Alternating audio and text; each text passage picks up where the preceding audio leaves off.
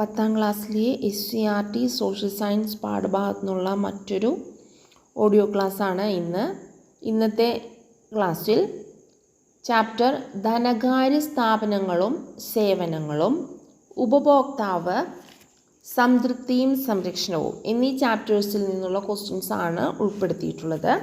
ക്വസ്റ്റ്യൻസിലേക്ക് കിടക്കാം. കേന്ദ്ര ബാങ്കായ ഭാരതീയ reserve bank സ്ഥാപിതമായത് എന്നാണ്? 1935. RBIയുടെ ആസ്ഥാനം മുംബൈ. ഭാരതീയ റിസർവ് ബാങ്കിൻ്റെ ധർമ്മങ്ങൾ എന്തൊക്കെയാണ്? നോട്ട് അച്ചടിച്ചിറക്കൽ, വായ്പ നിയന്ത്രിക്കൽ, സർക്കാരിൻ്റെ ബാങ്കായി പ്രവർത്തിക്കൽ. എന്തൊക്കെയാണ്? നോട്ട് അച്ചടിച്ചിറക്കൽ, വായ്പ നിയന്ത്രിക്കൽ, സർക്കാരിൻ്റെ ബാങ്കായി പ്രവർത്തിക്കൽ. 1 രൂപ ഒഴികെയുള്ള എല്ലാ നോട്ടുകളും അച്ചടിച്ചിറക്കുന്നത് ആരാണ്? ഭാരതീയ റിസർവ് ബാങ്ക്. 1 രൂപ നോട്ടും അനുബന്ധ നാണയങ്ങളും അച്ചടിച്ചിറക്കുന്നത് ആരാണ്? കേന്ദ്ര ധനകാര്യ വകുപ്പ്. എല്ലാ ബാങ്കുകളുടെയും അമരക്കാരൻ റിസർവ് ബാങ്ക്. നിക്ഷേപം, വായ്പ തുടങ്ങിയ സാമ്പത്തിക ഇടപാടുകൾ നടത്തുന്ന സ്ഥാപനങ്ങൾ അറിയപ്പെടുന്നത് ധനകാര്യ സ്ഥാപനങ്ങൾ. ധനകാര്യ സ്ഥാപനങ്ങളെ 2ആയി തിരിക്കാം. അവ ഏതൊക്കെയാണ്? ബാങ്കുകളും ബാങ്കിതര ധനകാര്യ സ്ഥാപനങ്ങളും. ഏതൊക്കെ തരം ബാങ്കുകളാണുള്ളത്? വാണിജ്യ ബാങ്കുകൾ, സഹകരണ ബാങ്കുകൾ, വികസന ബാങ്കുകൾ, സവിശേഷ ബാങ്കുകൾ. ബാങ്കിതര ധനകാര്യ സ്ഥാപനങ്ങൾ ഏതൊക്കെയാണ്? ധനകാര്യ കമ്പനികൾ, മ്യൂച്വൽ ഫണ്ട് സ്ഥാപനങ്ങൾ, ഇൻഷുറൻസ് കമ്പനികൾ മുതലായവ. ഇന്ത്യയിലെ ആധുനിക രീതിയിലുള്ള ആദ്യ ബാങ്ക് ഏതാണ്? Bank of Hindustan. 1770 നിലവിൽ വന്ന bank of Hindustan. British east India company സ്ഥാപിച്ച പ്രസിഡൻസി ബാങ്കുകൾ ഏതൊക്കെയാണ്? Bank of Bengal, bank of Bombay, bank of Madras. ബാങ്കുകളുടെ ആദ്യ ദേശസാൽക്കരണം നടന്ന വർഷം 1969. 1969 ദേശസാൽക്കരിച്ച ബാങ്കുകളുടെ എണ്ണം 14. ബാങ്കുകളുടെ 2ാം ദേശസാൽക്കരണം നടന്ന വർഷം 1980. 1980 ദേശസാൽക്കരിച്ച ബാങ്കുകളുടെ എണ്ണം 6. ദേശസാൽകൃത ബാങ്കായ new bank of India Punjab national ബാങ്കിൽ ലയിപ്പിച്ച വർഷമാണ് 1993. ന്യൂ ബാങ്ക് ഓഫ് ഇന്ത്യ ഏത് ബാങ്കിലാണ് ലയിപ്പിച്ചത്? പഞ്ചാബ് നാഷണൽ ബാങ്കിൽ. വർഷം 1993. 2017 ഏപ്രിൽ 1 SBIയിൽ ലയിപ്പിച്ച ബാങ്കുകൾ ഏതൊക്കെയാണ്? State bank of Travancore, state bank of Hyderabad, state bank of Mysore, state bank of Patiala, Bharatiya Mahila bank. ഏതൊക്കെയാണ്? State bank of Travancore, Hyderabad, Mysore, Patiala and Bharatiya Mahila bank. ഇവയാണ് 2017 ഏപ്രിൽ 1 SBIയിൽ ലയിപ്പിച്ച ബാങ്കുകൾ. ഇന്ത്യയിലെ ഏറ്റവും വലിയ bank SBI. ATM, credit card, phone banking, net banking, core banking തുടങ്ങിയ നൂതന സംവിധാനങ്ങൾ പ്രയോജനപ്പെടുത്തി പ്രവർത്തനങ്ങൾ വേഗത്തിൽ നടപ്പിലാക്കിയ സ്വകാര്യ ബാങ്കുകൾ അറിയപ്പെടുന്നത് പുത്തൻ തലമുറ ബാങ്കുകൾ. പ്രവർത്തനങ്ങളുടെ അടിസ്ഥാനത്തിൽ ബാങ്കുകളെ തരംതിരിച്ചിരിക്കുന്നത് എങ്ങനെയാണ്? വാണിജ്യ ബാങ്കുകൾ, സഹകരണ ബാങ്കുകൾ, വികസന ബാങ്കുകൾ, സവിശേഷ ബാങ്കുകൾ എന്നിങ്ങനെ തരംതിരിച്ചിരിക്കുന്നു. ബാങ്കിംഗ് മേഖലയിലെ പഴക്കം ചെന്നതും ധാരാളം ശാഖകളും ഉള്ളതുമായ സംവിധാനമാണ് വാണിജ്യ ബാങ്കുകൾ. പൊതുമേഖലാ വാണിജ്യ ബാങ്കുകളുടെ പ്രവർത്തനം നിയന്ത്രിക്കുന്നത് ആരാണ്? Reserve bank. ഭാരതീയ സ്റ്റേറ്റ് ബാങ്കും അതിൻ്റെ അനുബന്ധ ബാങ്കുകളും ദേശസാൽകൃത ബാങ്കുകളും റീജിയണൽ റൂറൽ ബാങ്കുകളും ചേർന്ന് പൊതുവെ അറിയപ്പെടുന്നത് പൊതുമേഖലാ വാണിജ്യ ബാങ്കുകൾ.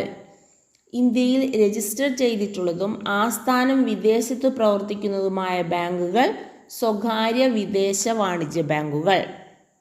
റീജിയണൽ റൂറൽ ബാങ്കുകൾ സ്ഥാപിതമായത് 1975-ൽ. ഇന്ത്യയുടെ വിവിധ സംസ്ഥാനങ്ങളിൽ പ്രാദേശിക ബാങ്കിംഗ് സേവനങ്ങൾ നൽകുന്നതിനായി സ്ഥാപിച്ച ബാങ്കുകൾ അറിയപ്പെടുന്നത് റീജിയണൽ റൂറൽ ബാങ്കുകൾ. ഒരു ദിവസം തന്നെ ധാരാളം പ്രാവശ്യം പണം നിക്ഷേപിക്കുവാനും പിൻവലിക്കുവാനും സൗകര്യം നൽകുന്ന നിക്ഷേപ രീതി പ്രചലിത നിക്ഷേപം അഥവാ കറന്റ് ഡെപ്പോസിറ്റ്. പ്രചലിത നിക്ഷേപം രീതി കൂടുതലായി ഉപയോഗിക്കുന്നത് വ്യാപാരികളും വ്യവസായികളും. വ്യക്തികൾക്കും സ്ഥാപനങ്ങൾക്കും നിശ്ചിത കാലയളവിലേക്ക് പണം ബാങ്കിൽ നിക്ഷേപിക്കാൻ യോജിച്ച നിക്ഷേപ പദ്ധതി സ്ഥിര നിക്ഷേപം. സ്ഥിര നിക്ഷേപ രീതിയിൽ ഏതടിസ്ഥാനമാക്കിയാണ് പലിശ നിരക്ക് നിശ്ചയിക്കുന്നത്? നിക്ഷേപത്തിൻ്റെ കാലാവധി. ഒരു നിശ്ചിത തുക വീതം ഒരു പ്രത്യേക കാലയളവിലേക്ക് എല്ലാ മാസവും നിക്ഷേപിക്കുന്ന രീതിയാണ് ആവർത്തിത നിക്ഷേപം അഥവാ റിക്കറിംഗ് ഡെപ്പോസിറ്റ്. വാണിജ്യ ബാങ്കുകൾ വ്യക്തികൾക്ക് നൽകുന്ന വായ്പ ഏതാണ്? Over draft. വ്യക്തികളുടെ ബാങ്ക് അക്കൗണ്ടിലുള്ള തുകയേക്കാൾ കൂടുതൽ പണം പിൻവലിക്കാനുള്ള അവസരമാണ് ഓവർ ഡ്രാഫ്റ്റ്. സാധാരണയായി ഏത് തരം നിക്ഷേപ രീതി ഉള്ളവർക്കാണ് ഓവർ ഡ്രാഫ്റ്റ് എന്ന സേവനം ലഭിക്കുന്നത്? പ്രചലിത നിക്ഷേപം. പണം ഒരു സ്ഥലത്ത് നിന്ന് മറ്റൊരു സ്ഥലത്തേക്ക് അയക്കാൻ ബാങ്കുകൾ ഒരുക്കുന്ന സൗകര്യം ഡിമാൻഡ് ഡ്രാഫ്റ്റ്. ലോകത്തിൻ്റെ ഏതു ഭാഗത്തു നിന്നും സ്വന്തം അക്കൗണ്ടിലേക്കോ മറ്റൊരാളുടെ അക്കൗണ്ടിലേക്കോ പണം അയക്കാൻ ബാങ്കുകൾ ഒരുക്കുന്ന സൗകര്യം മെയിൽ ട്രാൻസ്ഫർ. മെയിൽ ട്രാൻസ്ഫറിനേക്കാൾ വേഗത്തിൽ സന്ദേശത്തിലൂടെ പണം അയക്കാൻ ബാങ്ക് ഏർപ്പെടുത്തിയ സംവിധാനമാണ് ടെലിഗ്രാഫ് ട്രാൻസ്ഫർ. പണം കൈവശം കരുതാതെ കാർഡ് ഉപയോഗിച്ച് പണാവശ്യങ്ങൾ നിറവേറ്റാൻ സാധിക്കുന്ന കാർഡുകൾ അറിയപ്പെടുന്നത് പ്ലാസ്റ്റിക് മണി.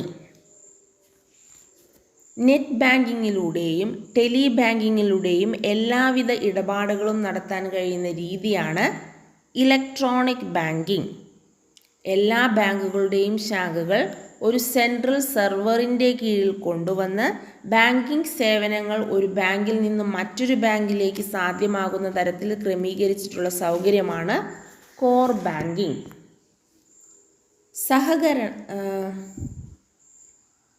സഹകരണ ബാങ്കുകളുടെ മുദ്രാവാക്യം എന്താണ്? സഹകരണം, സ്വയം സഹായം, പരസ്പര സഹായം. എന്താണ്?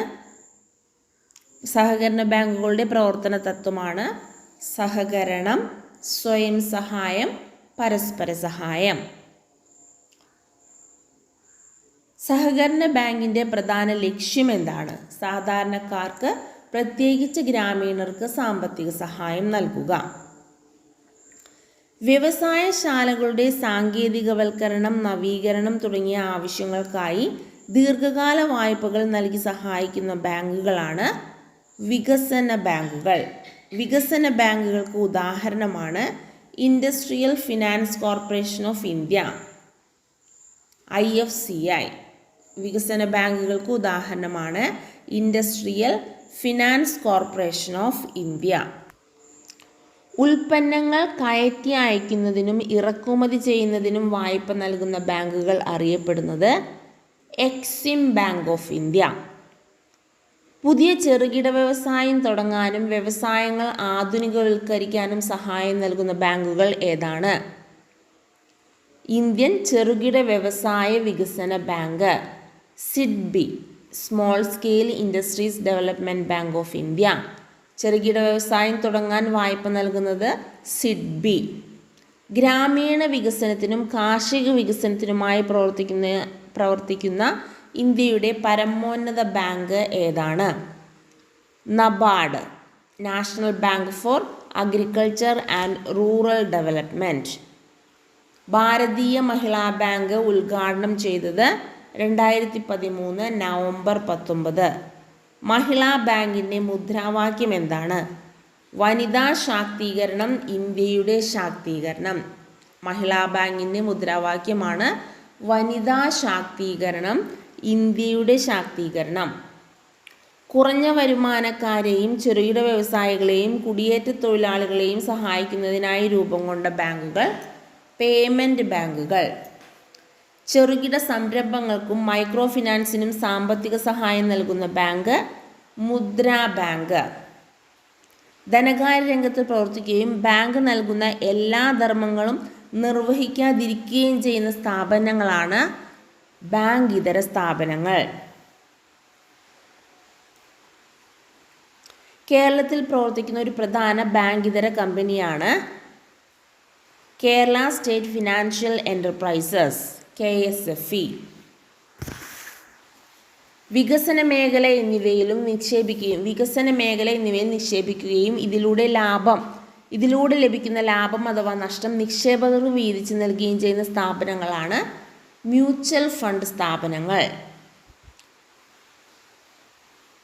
പൊതുമേഖലയിൽ പ്രവർത്തിക്കുന്ന മ്യൂച്വൽ ഫണ്ട് സ്ഥാപനങ്ങൾ ഏതൊക്കെയാണ്? UTI unit trust of India, life insurance corporation, LIC mutual fund, SBI mutual fund. ഇന്ത്യയുടെ ആദ്യത്തെ ഇൻഷുറൻസ് കമ്പനി സ്ഥാപിതമായത് കൊൽക്കത്ത 1818. ഇന്ത്യയിലെ ആദ്യത്തെ ഇൻഷുറൻസ് കമ്പനി കൊൽക്കത്ത 1818. അപകടം, പ്രകൃതി ദുരന്തങ്ങൾ തുടങ്ങിയവ മൂലം വ്യക്തികൾക്കുണ്ടാകുന്ന നഷ്ടങ്ങളിൽ നിന്ന് സംരക്ഷിക്കുന്ന കമ്പനികൾ നോൺ ലൈഫ് ഇൻഷുറൻസ് കമ്പനികൾ. സമൂഹത്തിലെ താഴ്ന്ന വരുമാനക്കാരിൽ സമ്പാദ്യശീലം വളർത്തുന്നതിനും സ്വയം തൊഴിൽ കണ്ടെത്തുന്നതിനും സഹായിക്കുന്ന സംഘങ്ങൾ പൊതുവെ അറിയപ്പെടുന്നത് മൈക്രോ ഫിനാൻസ്. മൈക്രോ ഫിനാൻസിന് ഉദാഹരണങ്ങൾ ഏതൊക്കെയാണ്? കുടുംബശ്രീ, പുരുഷ സ്വയം സഹായ സംഘങ്ങൾ. മനുഷ്യൻ്റെ ആവശ്യങ്ങൾ തൃപ്തിപ്പെടുത്തുന്നതിനായി സാധനങ്ങളും സേവനങ്ങളും ഉപയോഗപ്പെടുത്തുന്നത് അറിയപ്പെടുന്നത് ഉപഭോഗം.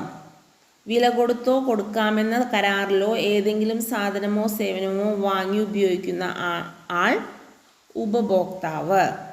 സാധനങ്ങളുടെയും സേവനങ്ങളുടെയും ഉപഭോഗത്തിൻ്റെ ഫലമായി ഉപഭോക്താക്കളുടെ ആവശ്യങ്ങൾ സഫലീകരിക്കുന്നത് അറിയപ്പെടുന്നത് സംതൃപ്തി. ഉപഭോക്തൃ സംരക്ഷണ നിയമം കൺസ്യൂമർ പ്രൊട്ടക്ഷൻ ആക്ട് നിലവിൽ വന്നത് 1986. ഉപഭോക്താവിന് ഉൽപ്പാദകരിൽ നിന്നോ വിതരണക്കാരിൽ നിന്നോ തൃപ്തികരമല്ലാത്ത അനുഭവങ്ങൾ ഉണ്ടാകുമ്പോൾ ഉപഭോക്താവിനെ നിയമപരമായി സഹായിക്കാൻ ചുമതലപ്പെട്ട സംവിധാനം ഉപഭോക്തൃ കോടതികൾ. 20 ലക്ഷം രൂപ വരെയുള്ള ഉപഭോക്തൃ തർക്കങ്ങളിൽ ഉപഭോക്താവിൻ്റെ പരാതി സ്വീകരിച്ച് തെളിവെടുപ്പ് തീർപ്പ് കൽപ്പിക്കുന്നത് ആരാണ്? ജില്ലാ ഉപഭോക്തൃ തർക്ക പരിഹാര ഫോറം. 20 ലക്ഷം രൂപയ്ക്ക് മുകളിൽ 1 കോടി വരെയുള്ള തർക്കങ്ങളിൽ തീർപ്പ് കൽപ്പിക്കുന്നത് സംസ്ഥാന ഉപഭോക്തൃ തർക്ക പരിഹാര കമ്മീഷൻ. 1 കോടി രൂപയ്ക്ക് മുകളിൽ നഷ്ടപരിഹാരം ആവശ്യപ്പെടുന്ന തർക്കങ്ങളിൽ തീർപ്പ് കൽപ്പിക്കുന്നത് ദേശീയ ഉപഭോക്തൃ തർക്ക പരിഹാര കമ്മീഷൻ. ഉപഭോക്തൃ തർക്കത്തിൽ പരാതി നൽകാവുന്ന സന്ദർഭങ്ങൾ ഏതൊക്കെയാണ്? ഇത് ശ്രദ്ധിച്ചു പഠിക്കണം. ഇതിൽ നിന്ന് നമുക്കൊരു സ്റ്റേറ്റ്മെൻറ്റ് ക്വസ്റ്റ്യൻ പ്രതീക്ഷിക്കാവുന്നതാണ്. ഉപഭോക്തൃ തർക്കത്തിൽ പരാതി നൽകാവുന്ന സന്ദർഭങ്ങൾ ഏതൊക്കെയാണ്? വിലയ്ക്ക് വാങ്ങിയ സാധനത്തിന് കേടുപാടുകൾ അഥവാ പോരായ്മകൾ സംഭവിക്കുക, വിവിധ സർക്കാരിതര സ്വകാര്യ സ്ഥാപനങ്ങളിൽ നിന്നും ലഭിച്ച സേവനത്തിന് പോരായ്മകൾ ഉണ്ടാവുക, നിയമാനുസൃതം രേഖപ്പെടുത്തിയിട്ടുള്ളതോ നിർണ്ണയിക്കപ്പെട്ടിട്ടുള്ളതോ ആയ വിലയേക്കാൾ കൂടുതൽ തുക ഈടാക്കുക, മായം ചേർക്കൽ നിരോധന നിയമം ലംഘിക്കുക, ജീവന് ഹാനികരമായതോ സുരക്ഷിതമല്ലാത്തതോ ആയ സാധനങ്ങൾ വിൽക്കുക, ന്യായരഹിതവും ഉപഭോക്താവിൻ്റെ സ്വാതന്ത്ര്യത്തെ പരിമിതപ്പെടുത്തുന്നതുമായ വ്യാപാര നടപടികൾ മൂലം നഷ്ടമുണ്ടാവുക, വിൽപ്പന ത്വരിതപ്പെടുത്തുന്നതിനു വേണ്ടി തെറ്റിദ്ധരിപ്പിക്കുന്ന പരസ്യങ്ങൾ നൽകുക. ഈ സന്ദർഭങ്ങളിലെല്ലാം ഉപഭോക്തൃ കോടതികളിൽ പരാതി നൽകാവുന്നതാണ്. സാധന വിൽപ്പന നിയമം നിലവിൽ വന്നത് 1930. ഗ്യാരണ്ടി, വാറണ്ടി, വിൽപ്പനാനന്തര സേവനം എന്നിവയുടെ ലംഘനം ഏത് നിയമത്തിൻ്റെ പരിധിയിൽപ്പെടുന്നു? സാധന വിൽപ്പന നിയമം 1930. കാർഷികോൽപ്പന്ന നിയമം നിലവിൽ വന്നത് 1937. കാർഷികോൽപ്പന്നങ്ങളുടെ നിലവാരം നിശ്ചയിക്കുന്നത് ഏത് നിയമമനുസരിച്ചാണ്? കാർഷികോൽപ്പന്ന നിയമം 1937. അവശ്യ സാധന നിയമം നിലവിൽ വന്നത് 1955. കൊള്ളലാഭം, പൂഴ്ത്തിവെപ്പ്, കരിഞ്ചന്ത എന്നിവയിൽ നിന്ന് ഉപഭോക്താവിനെ സംരക്ഷിക്കുന്ന നിയമമാണ് അവശ്യ സാധന നിയമം 1955. അളവുതൂക്ക നിലവാര നിയമം നിലവിൽ വന്നത് 1976. അളവിലും തൂക്കത്തിലുമുള്ള കബളിപ്പിക്കലുകൾ തടയുന്നതിനുള്ള നിയമം അളവുതൂക്ക നിലവാര നിയമം 1976. അളവുതൂക്ക നിലവാരം ഉറപ്പുവരുത്തുന്ന വകുപ്പ് ഏതാണ്? ലീഗൽ മെട്രോളജി വകുപ്പ്. ഭക്ഷ്യവസ്തുക്കളുടെ ഗുണമേന്മ ഉറപ്പുവരുത്തുന്ന വകുപ്പ് ഭക്ഷ്യസുരക്ഷാ വകുപ്പ്. മരുന്നുകളുടെ നില നിയന്ത്രിക്കുന്ന സ്ഥാപനം കേന്ദ്ര ഔഷധ വില നിയന്ത്രണ കമ്മിറ്റി. മരുന്നുകളുടെ സുരക്ഷിതത്വം, ഗുണമേന്മ എന്നിവ ഉറപ്പുവരുത്തുന്നത് ഡ്രഗ്സ് കൺട്രോൾ വകുപ്പ്.